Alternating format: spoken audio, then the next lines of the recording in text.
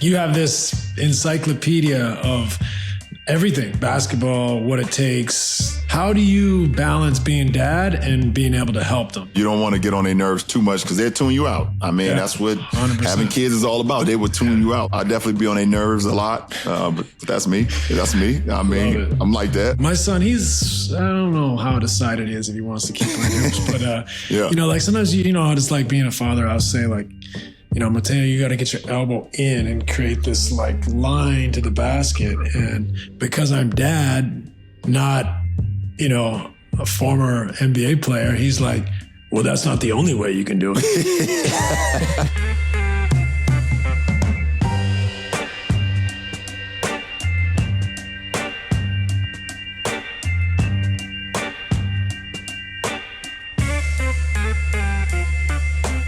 There's this kind of thought out there that like, you know, it won't be good to have two small market teams in the finals. Like I take offense to that.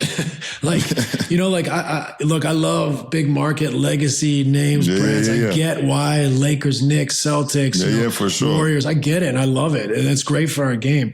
But these are two fantastic basketball teams that are very, very unique, you know? How do you feel about this small market comments and like, where does this come from? I don't know. I don't know where it comes from. Because I mean, listen, I played in Cleveland for 11 years, right? And we were a small market, you know. So until you got there, until I got there, they became a big market. But I don't know. I just think that. I think it's all about just the storylines. It's about what people can say on TV and create these, you know, Superman versus Batman or DC Comics versus, you know, Marvel. Like when it comes to the game of basketball, it doesn't matter who's representing who. It's about two great teams. Right. You know, and we talked previously in a lot of our episodes about, yes, you know, we praise a lot of individuals and rightfully so. We have unbelievable individuals in our sport over the years have done great things and have put themselves in position to be talked about. I get it. But one thing we cannot disrespect is great teams. Right. You know, we can't disrespect the 2003 Detroit Pistons, you know, with Chauncey, Rip, Tayshaun, Ben, Rashid, rest of those, like that group, you know, these are teams that's just completely put together. You know, you can't disrespect, you know, the 2019 Toronto Raptors, you know, with Fred VanVleet, great you know, team. Kawhi, you know, we know the Dubs Pascal, got injured, like, but great team. Yeah, you know, we know guys get injured. Yeah, and, you know, we know that, but that's a great freaking team. When you look at that roster, like, that is a great team, you know, so like, you know, we have this Indiana OKC situation, and these are two great teams. And if you are a basketball fan and you really love our game, then you can learn so much from watching the way both of those teams play. Yes, you're not going to, you know, I understand, you know, you have your favorite players, you have your favorite colors or whatever the case may be that drag you to it. And I understand there is something about that. But if we're just talking about the purity of the game and the sport, these are two teams that played the game the right way. And, you know, and you love to see it. You love to see it. And even after that, they fucking earned it. Right. Right. They fucking earned it. They've been through the trenches. And yes, you know, injuries happen and things of that nature. But at the end of the day, you still got to show up and play the game. The game is won in between the four lines. You can't someone's injured. You can't just show up and be like, okay, forfeit. We won because you don't have your player. Like, no, you still got to play the game. 100%. And Indiana's been playing great basketball. OKC's been doing this all year. And I think it'll be a great finals to watch. I mean, I love the game. Right. So, you know, I'll be in attendance. No shit. But I was going to say, like, we want parity. You know, we don't want it every year to be the same two teams. That's what we've done with our salary cap and the tax and revenue sharing, all that stuff. And I think from a fan perspective, we want that. We want teams to not all play the same way, right? The league has gotten smart, playing in such a similar style to take advantage of the analytics numbers. Here's two teams that have unique defensively and offensively for OKC, but also like the Pacers. They play a unique style that's, I think, a look into the future. For me, I hope there's a lot of fans that are excited about this matchup. But for me, is there a comment on the nature of our media nowadays? So social media, our networks have talking head shows where we want to debate, right? I'm sure it's less expensive in some ways. I don't know what it is, but like we have these talking head shows where we got to debate. Right. You know, go back to like the NBA on NBC. Bob Costas doing a small story with the right theme music and energy that brings the fans into a game and a series because they're telling this vignette like the Olympics. Right. But now we don't do as much of that. We are talking and arguing. And if we're going to talk and argue, let's talk and argue about the big names. Right. Right. So it's, in a way, I think it's the nature of the media. Do you feel like there's some truth to that? How we shove these, like, you know, I don't know if we can call them coastal elites or the big brands down people's throats. Whereas like we want parity. There's a story to be told here too. Yeah, absolutely. And we all have a story, you know, and there's a lot of stories that can be told that's on the OKC roster and on the Pacers roster, right? You know, and it's like, do the guys that preach our game do they want to do the homework and take the time out to actually tell these stories? And it doesn't seem that way. It's just, what can I say without truth or without knowledge, you know, or just, this is what I want to say. And there's no accountability behind it. And I think that now goes to our fans. We have to protect our players and protect our product and also bring an awareness. I think our game is also about storytelling. We have to tell the stories of our players, of how they've gotten there, why they're there, you know, the journey it took for them to get there. Like you said, I used to remember watching, you know, when I was a kid, or watching my younger days before it got to where it is today, where before the finals would start, there were multiple stories about these guys that were going into these games. You would know these stories. You would learn. You will feel a sense of like emotion behind certain guys because the story was told. It wasn't like, this guy is not a superstar, so it's going to be difficult to watch it. Or is he a superstar? Like, is the only reason that this team is here because of this player being injured? And only if that didn't happen, well, like, you can't play the if game. Like, like the if, that is ridiculous. You know, guys have earned the right to represent their teams and represent their franchises in the big stage. And I think the one thing that I know for sure when it comes to players, before there was like, I couldn't be seen or I wouldn't be heard if I was in a small market. You know, I had to be in LA. I had to be in New York. I had to be, you know, in Chicago. I had to be, you know, in certain markets in order to be seen, in order to be heard. Well, that's not the case now. You know, the case now with social media, with every single day around the clock coverage of our game, good or bad, you could perform anywhere. You could perform anywhere and be great anywhere. So the whole notion of, I don't want to play in a small market, or you shouldn't be in a small market, that is gone. That is flushed down the toilet, because obviously we're looking now where, you know, we have the Indiana Pacers and we have the Oklahoma City Thunder, you know, and representing the NBA Finals, you know, possibly. So that narrative is gone. We need to teach the game. We need to we need to talk about the game, but also like just have a better understanding of like, you know, storytelling. You know, I think that just helps our product, and it helps our fans to relate to the players, that they, you know, that they may not, outside the market of OKC or outside the market of Indiana, you know, maybe don't know a lot of these guys.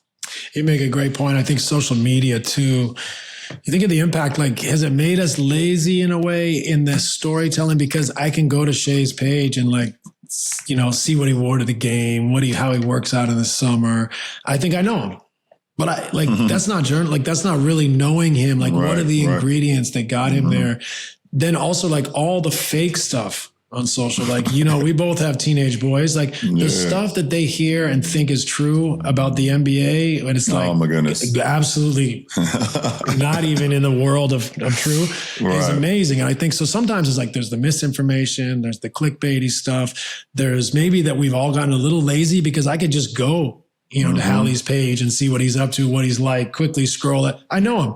Well, we don't really know him. Like, we don't really know what makes him tick, who he is. Like, so telling those stories in a way, we do more talking head on the networks. We do more doom scrolling on the social. Then there's all the fake news and all the clickbaity stuff. Yep. So we never really get to like, where are the cold, hard facts or an interpretation of this player, this team, this coach? There's two great coaches. If these two teams meet in the finals, these are two really fascinating coaches. One, a lifer who's been unbelievable. And one is like maybe the youngest, if not one of the younger coaches in the league, who's been able to manage this young I think team. I'm older than him. I think I'm older than him. I think you are too, my friend. I think you are too. Oh my goodness. Right? So like two brilliant coaches, like we can tell these stories, right? Like let's not take it for granted. Let's see how they've innovated, how they've kept groups together, how Indiana's chipped away and gotten better every year. Also, neither one of these teams are in the tax. Now, obviously, both can go there. OKC is going to have tax problems in the future, but they have all this incredible asset, war chest to kind of manage that. So there's so many stories out there that we could tell. Styles make fights, personalities. Like you said, storytelling is everything, right? In life. Everything. It's what gets people passionate about things. So I think you make a great point there. And I also wonder, like, has social media brought us a lot and also taken a lot away? Yeah, it's definitely brought us a lot, but it's desensitized us quite a bit, quite a bit. And, I just hope that, people, don't take for granted, having the opportunity to see, two great teams, play the game the right way. And, I understand, like you said, you have your favorites, you have your favorite players, you have your favorite colors, you have your favorite franchises. But, when things are earned and not given, then we all have to sit back and appreciate it and tell that story. Right.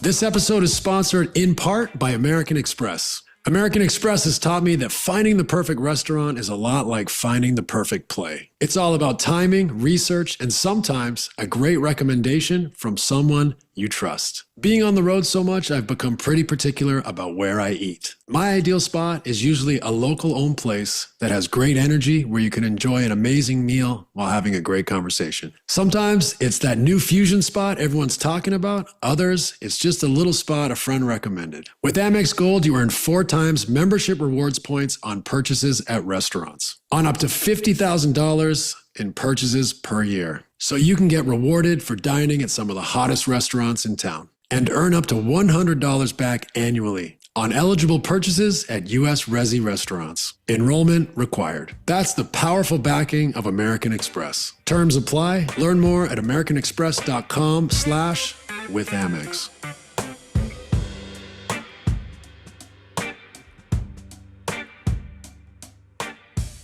Well, shifting gears a little bit, let's talk a little bit what the finals are like how unique it is. Let me throw some things out there, and then I want to hear you kind of talk on it. As someone who's got to the conference finals, I don't know, I think maybe 4 times, but never got to the finals. I can imagine, and I'd love to hear your perspective on things like the travel, family, tickets, scouting, intensity with more rest. There's so many factors that make this one, not only the height, the end of the road, two teams that have the one chance at the end of the day to get there. And then you add all this extra stuff. The games, the media, the intros. Everything changes. Start wherever you like, but tell me a little bit about that and how the NBA finals are unique. Yeah, the NBA finals are unique in one way because it becomes you understand this is the hoorah. This is the last hoorah for the end of the season. So you know that you're going to have family that wants to be a part of it. You know that the travel is going to be different. You know that the hotels is going to be a little bit different because of the excitement outside of the hotel room. Right. You know, outside of your room, there's going to be horns and people yelling and whatever, getting excited, and you think for me, I played in San Antonio a couple of times in the finals and being on the Riverwalk for a couple of those finals, the horns and the people yelling and whatever the case may be, it's like, oh my God, I can't get any sleep. A couple extra margaritas for every person on the Riverwalk. Yeah, exactly. Right? A couple extra margaritas for everybody. So I think you can't change too much. And the only thing that the changes that the games are a little later. I remember every game starting at 9:00 Eastern Standard Time. I hate long days. I hate long days. So that you just waiting all day. Even after a nap, you still have time just to sit around in your room before the first bus or before if it's a home game, you're driving to the game. But you got to try to keep everything the same. And also for me personally, I never let my family come to a finals game unless it was a closeout game. If we were up, 3-1 or if it was 3-3, so we went to game 7 in 2016 finals. My family didn't come until game 7. And it was just I didn't want to change anything. Yeah, I didn't want to change anything. And obviously, if we had an opportunity to close out, that final game, if we was about to have our fourth win and we had an opportunity to do it, and the family would be there. But other than that, I kept them home because I didn't want to, especially on the road. If I didn't want my family on the road, during the finals, and I'm trying to focus on not only myself but carrying my team, making sure my teammates is locked in. And then if something happened in the stands with my family, it could very easily knock me out of my locked out zone. Now I can't be as locked in if I want to because, some idiot or whatever, some fan has said something to my wife or said something to my kids or said, or my mom is there. They say something to my mom. So unless it was the closeout game, my family stayed home, and that's how I always kept it. And it worked for me, and a couple of my finals wins. It's a great point about the sacrifice and what it means. Yeah. That might be the last time you ever go to the finals. Right. Right? You've been fortunate. You've won multiple. You've been a bunch of times, but nothing's guaranteed, right? Nothing's guaranteed. Nothing at all. Prioritizing the opportunity at hand. So there's one, and then. So one, it's like making a decision like that, to someone, a common person might be like, oh, that's kind of cold. No. I played all year. I've trained my whole life to get to this moment to try to win a championship. Making tough decisions like that is important of a winning formula. Is. Yeah. Right. And then on top of that, when they do come to a closeout game, how do you manage that? Like you can imagine you obviously with all your experience, but what about a young player, the 7th, 8th guy in the rotation who's like, family wants to come, hotel rooms, flights, tickets. Right. That's a factor. Right. That's a factor. And I hope that, that you're with the organization that's like, hey, let us take care of that. Just tell us, okay, who's all coming? We will handle their flights. We will make sure that they get their rooms. We can settle, the money and all that stuff after the fact. But let us know, let us handle it. So you could just continue to focus on the job at hand. For a young guy, like you said, if he's a 7th or 8th guy and he's playing, he's a big part of the rotation. You don't need anything that's getting into his mind that he needs to worry about that can stop him from being as locked in as possible to helping his team, win the ultimate. That's the sacrifice. And you also have to have a very understanding family. They have to understand. Great point. And I can only speak for mine. And my family has always been understanding of what I wanted to accomplish in my career. And it was never no pullback. It was never I need to be there. You don't want me. It was always, listen, handle your business. And when you want us there, we're there and we're ready to support. Right. And that was, it made it a lot easier on me. It made it a lot easier on me to be able to leave. And the 4 finals that I've won, I've been fortunate to, 2 of them was the closeouts at home. So that was much easier. My 2 in Miami were, closeout game 5 at home versus OKC, and then a closeout game 7 versus San Antonio. My 3rd one was a closeout game in Oakland at the old Oracle Arena, which was very difficult and challenging, but the family came to that. And then the last one was a game 5 closeout in Orlando at the Bubble. And, part of my family was there for that. So, that was really cool. But yeah, you have to have an understanding, group of people around you, that can take the pressure off you feeling pressured because you're already getting so much pressure being a part of the finals anyways. You made a great comment about, although it's the finals, it's our 2-week Super Bowl, essentially. Yeah. Although it's everything's different. The intros, the media, outside the hotel, the travel, the rest. You get a little bit more rest in the finals. You often get 2 days between games. Yeah. But you want everything to stay the same. Right? Did you talk to your teammates about that, or did you just show that, I'm keeping it the same?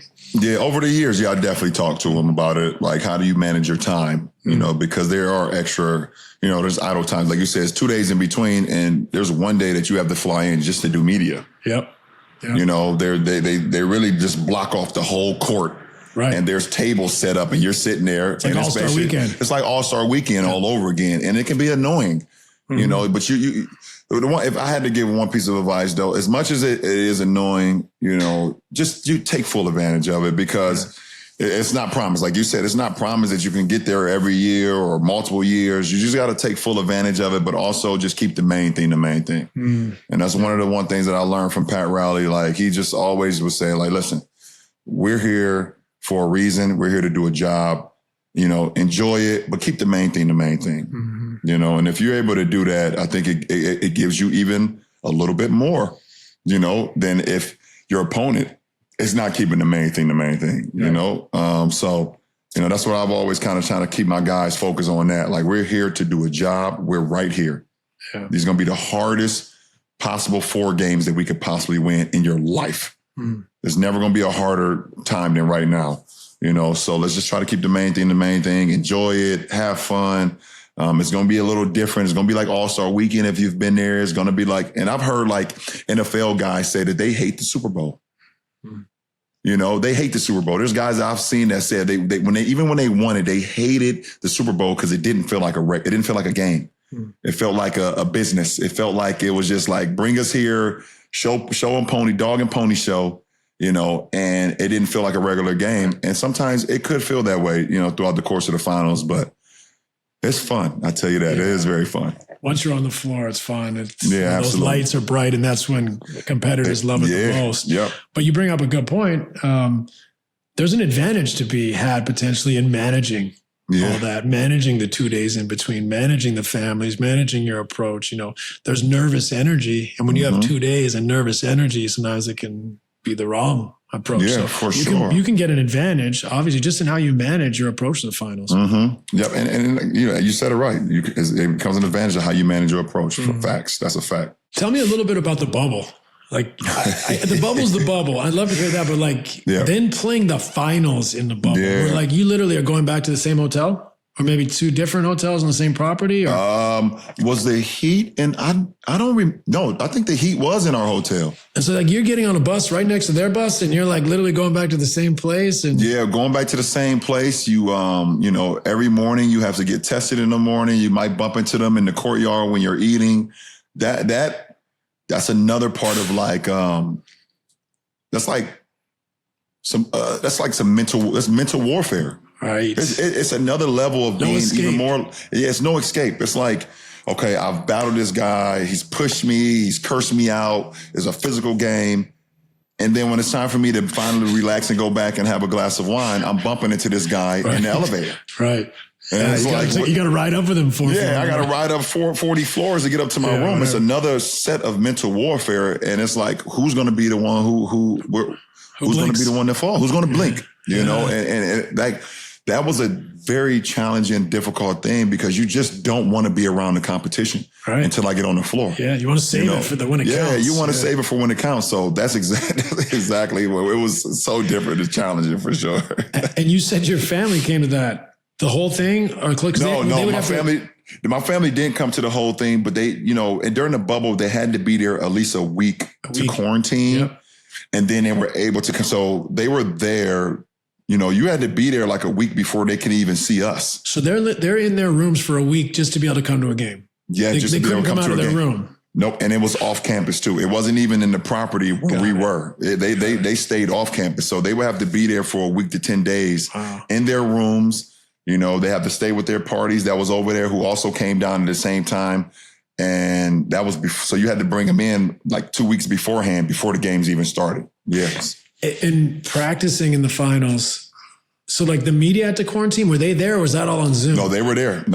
Media was there too. So they had to quarantine as well. On the court media day type stuff with the media in person. Yeah, with the media in person. They only allowed a certain amount of media members in. Mm-hmm. So you would sit down like I'm sitting down right now, and there would be a camera set up for the people that was not invited to be there on Zoom, and then other beat writers, just like they let the local beat writers in person. Yep, the ones that was quarantined. Yep. And for practice, are you busting over to the court, or is there other courts in the building? No, they set up a court. They set up like 5 courts inside of the hotel where we stayed at. Ballrooms. Yep, they brought in the court and everything. So you would literally go down. You have your time slot. And it's funny because right after practice, you have to be off, you can literally be walking out of practice and walking right past the team that you're about to play. Even with 5 courts, like, so let's talk about you and the Heat. You guys had your own practice court for the finals, or were you? Yeah, we had our own practice court. Cool. Yes, yeah. So once you lost, if you didn't advance, then you're gone. You can leave. You're going back home. So once it got to us versus the Heat, there were different rooms, different ballrooms. So they had their main floor court, and we had ours on the other side of the hotel. But like I said, you could still bump into a guy. If I came downstairs for dinner and I wanted to go to the courtyard where they had served food or whatever, or if I wanted to go to another restaurant that they had, I could literally bump into the guy and I'm about to compete for a championship with tomorrow night, which is. So different. How many? Yeah, are you kidding me? How many? Like that's like you said, that's mental warfare. Mental warfare. How many restaurants were in there though? Like, were you sick of the food? You were there for 2 months or whatever, weren't you? Like, how long? I was there for 96 days. 3 months. Yeah, I was there. I would never forget that. Wow. Oh my goodness, I was there for 96 days, and there was one restaurant where it was outside. That was called Three Bridges, but that didn't open until like after the first 6 weeks that we was there. Oh, wow. So the only place that they allowed us to go to something different. The only place they allowed us to go to was a restaurant inside the hotel. It was kind of like a little sports bar, that was in the hotel. They opened it up after like 2 weeks, after we had everybody quarantined. We would go downstairs. And it was like a sports bar. They had the TV set up of all the games that was playing in the bubble, all the, the regular season games that we had to finish, and then the playoffs. And you would go down there and you could order a little food, and watch the game, just to get out of the room.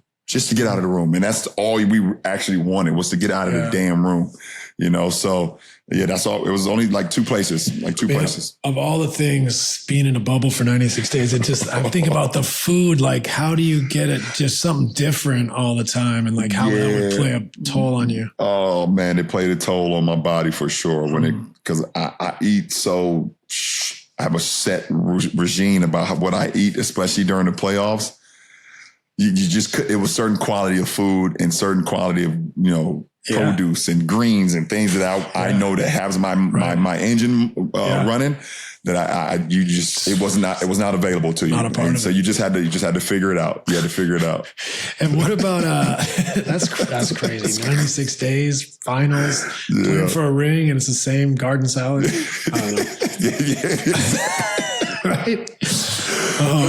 So what about like shipping stuff in? Like, was there something that you remember I had to ship it in? I don't know. I'm not talking like contraband. I'm just talking like a books or video, like stuff I took books with me. I took my video game with me. Yeah.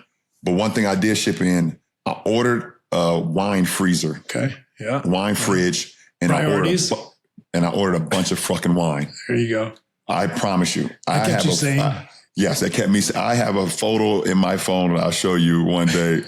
Of all, and after I drank the wine, I would just sit them and line them up on the floor of my room, side by side. Keep the cork in a little container. That was my priority. I would get up every single day. I would play my video game. I would stretch in my room. I would go down to practice.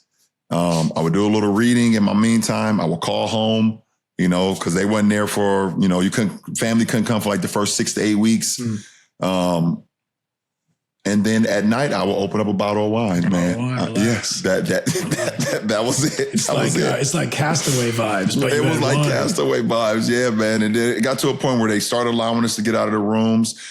You were really, at one point, you were only really supposed to have like 1 or 2 guests in your room, like your teammates.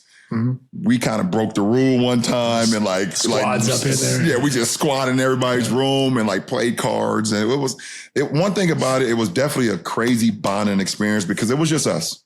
Mm-hmm. Like even when you travel on the road during the finals or during the playoffs, you don't really go to each other's rooms too much. Everyone has their regiment, whatever the case may be. But in the bubble, you had no choice. It was literally just us. It was you and your teammates.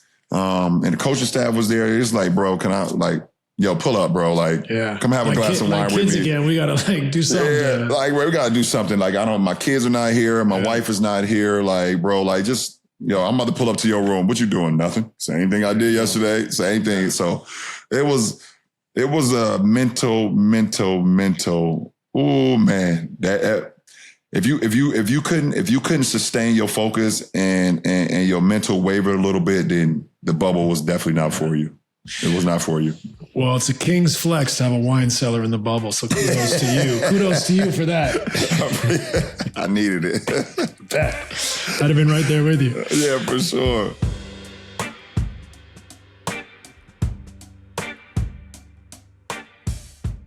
You know what I love more than the perfect assist? The perfect story. And I've got just the one for you. Audible knows that there's no greater thrill out there than yours and Audible's gripping new original that'll have you right on the edge of your seat.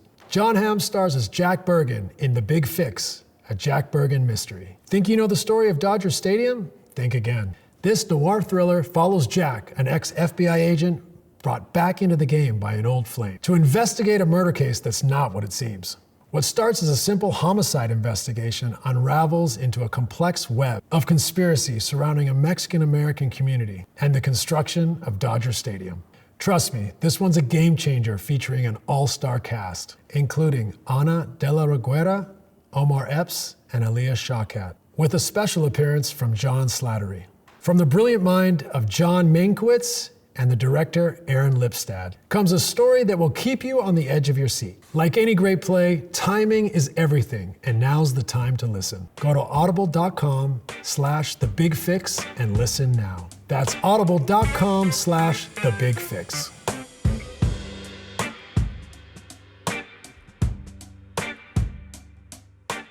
So, when you talk about having like your 5 courts and ballrooms, the first thing, right? Like, first of all, that's kind of, it's crazy, but it's kind of cool too.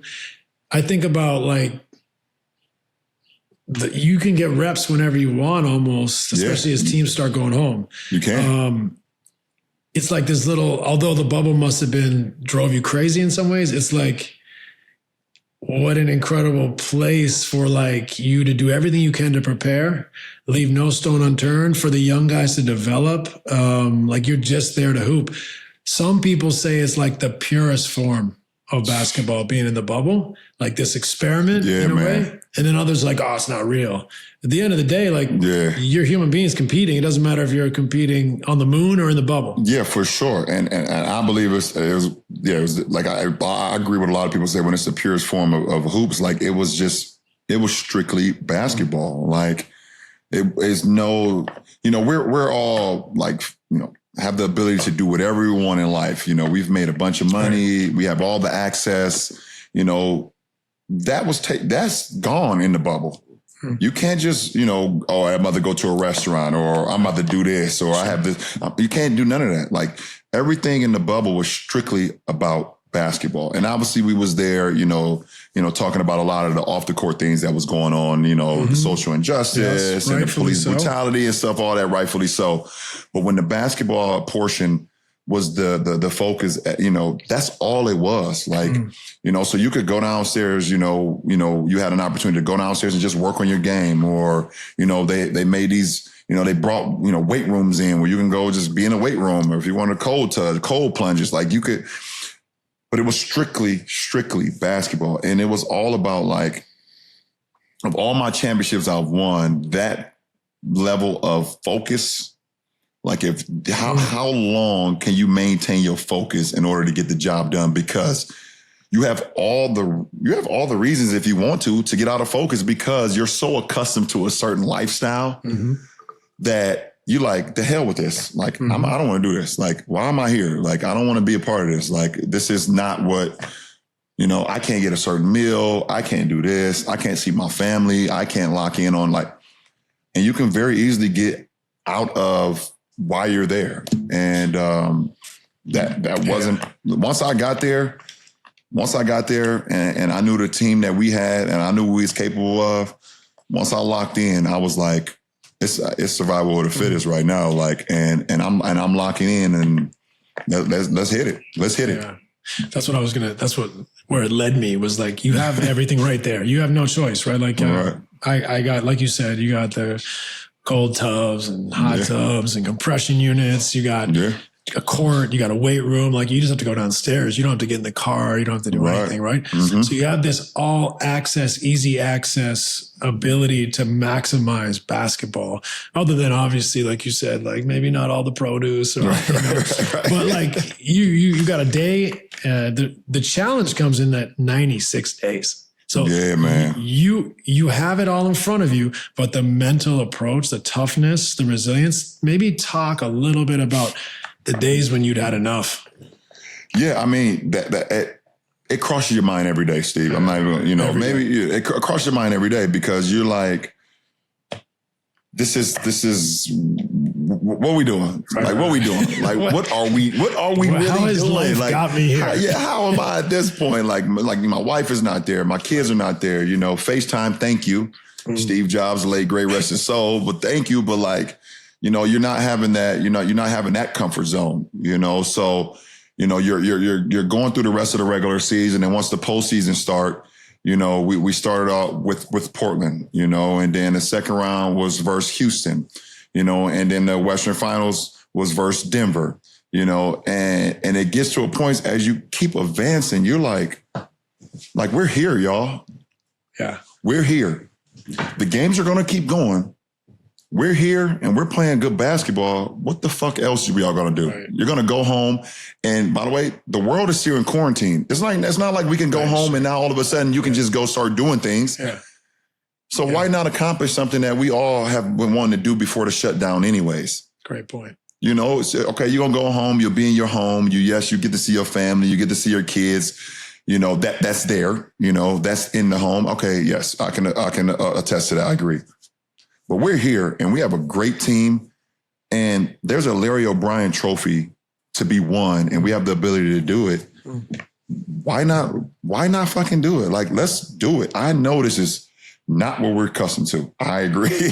And it plays with my mind too. Every day you wake up and it's the same thing. But listen, we're here. You lock in, man. Let's go get it done. And then when we get it done, we can go home and sit in the house and do nothing. But let's go get it done. Yeah. That was my mindset.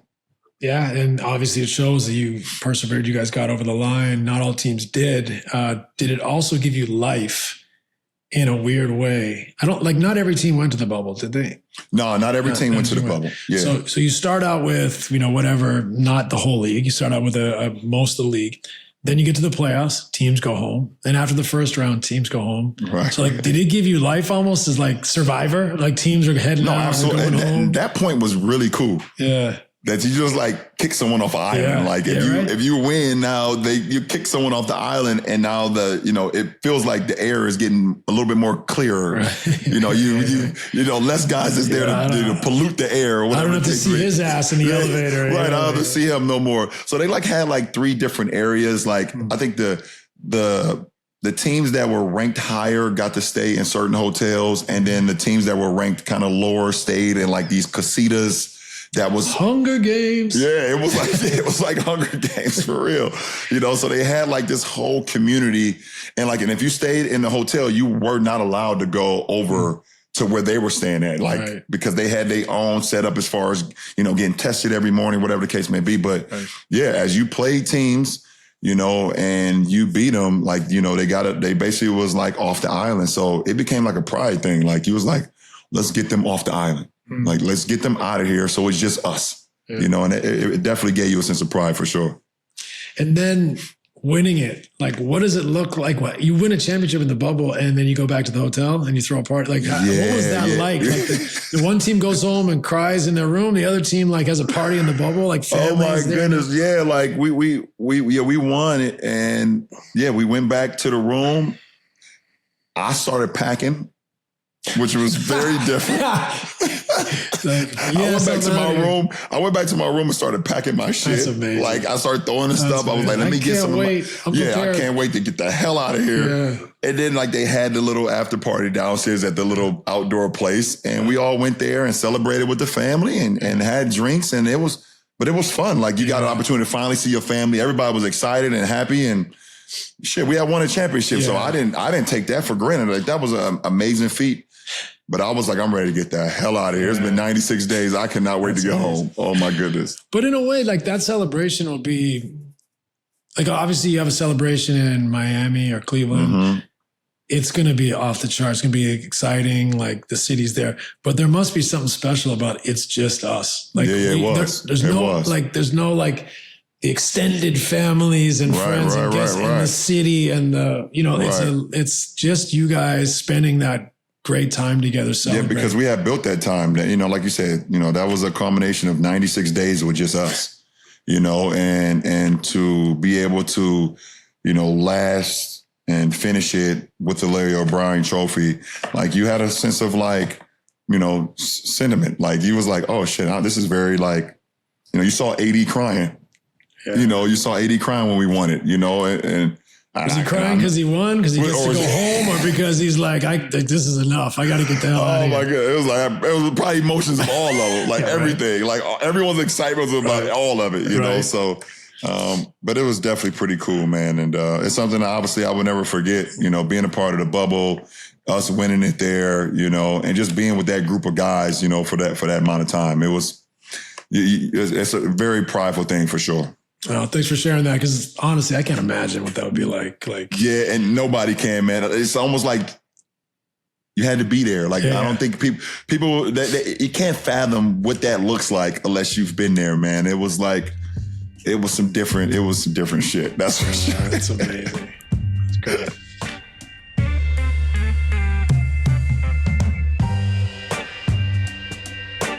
Ron, you know what somebody told me that was there, a league person? He said, you made it such a point to be so kind to all the media people, all the hotel staff or whatever, that they were like, I think he kind of created home court advantage for himself. Everybody there in the final was going for you. He was like, we were all like, there was nobody, everybody was going. Well, I mean, I would like to say I take credit for creating a home court advantage, but also I cannot not take credit. I would just take my mom raised me a certain way to be kind to people, man, no matter the circumstances that you in. So, and also you got to run into those people every day for 96 days. So. Yes, for sure. And ain't no telling what I could do to my food that I would like to eat. So, but it was great, man. It was a great experience. It was challenging. It was one of the greatest, most fucked up experiences of my life. I'll just say that. That's the title of the episode. Yeah. Thanks for watching Mind the Game. If you enjoyed the show, please subscribe for more content.